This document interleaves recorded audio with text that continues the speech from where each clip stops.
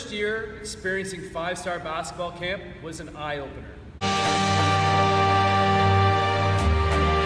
Here we go, 5-star on 3, 1, 2, 3. 5-star. When I first went there, the first camp that I attended was in Honesdale, Pennsylvania. When I first went there, I was hungry, but I was also curious. I had seen the names on the brochure, I had heard all about this amazing camp and all of its history, all the players and coaches that had been a part of it, so I wanted to see what was all this about. You better start dreaming right now.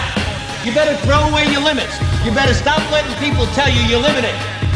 Because if you believe you're limited in any way, you're not making your dreams become a reality. Become a reality. Become a reality. Don't tell me how hard you got it. I want to know, what do you got? It's something that's bigger than you. Like all the newspaper clippings and all the pictures of Garth when he was young, and you see MJ playing in the orange-white game. It was blue collar. He was out in the sun and he was working. It's everything that you needed to know more for basketball. In reality, I really didn't know what to expect. In basketball, globally, the US is the big dog on the block. The five-star form lists the hundreds of amazing players that have played there. From Jordan to Kobe to LeBron to Chris Paul, tons and tons of names, and they go on and on and on. But the player that caught my eye my first trip to five-star was a player by the name of Shamgod Wells, who went on to become an All-American and later played for Providence,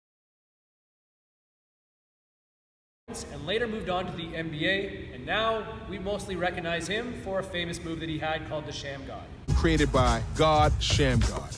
You can't handle the scandal of an uptown vandal, shooting up your toes, making. While still in high school, he was a New York street ball legend because of what he could do with the basketball. Even though today he's recognized for that move that we call the Sham God, it wasn't his most impressive move. I saw his most impressive move at an impromptu pickup game that he participated in with some of the camp counselors.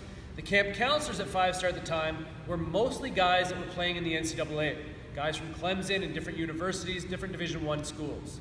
So one night at five-star, when everything is starting to shut down, there's a game going on in one of the gyms.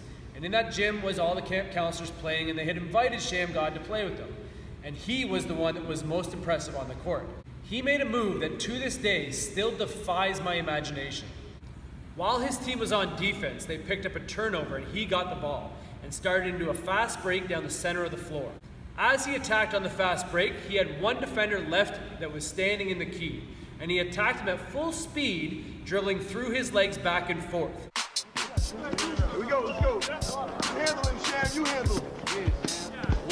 At full speed, he crouched down and was going back and forth between his legs non-stop, attacking the individual that was in front of him.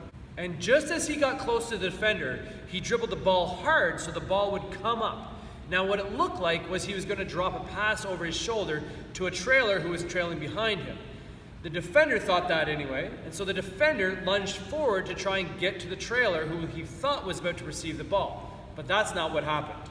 What happened was, as Shamgod dribbled out of that move and brought the ball up high and the defender went by, he brought the ball back around and threw his legs in front. Now he had no defender left in front of him, and he took one easy step and laid it up. When he made that move, I and everybody else in the gym went screaming and running out of the gym. That ended the game. It blew my mind. I couldn't believe what I just saw. So the lesson I took from watching Shamgod play that day, and the lesson I'm trying to deliver through telling you this story, is this. It's not, oh wow, look at what amazing moves and amazing players are out there. It's that you should seek to play against players that are more established, more developed, bigger, stronger, and faster to find out where you really stand. Find out if you're as good as you think you are. And if you're not, then get back in the gym, stay in the gym, and keep working. All right, I hope you found that 60-second lesson helpful and can use it to improve your game. If you did, hit that like and subscribe button down there, and visit mybasketballteacher.com to become a student of the game.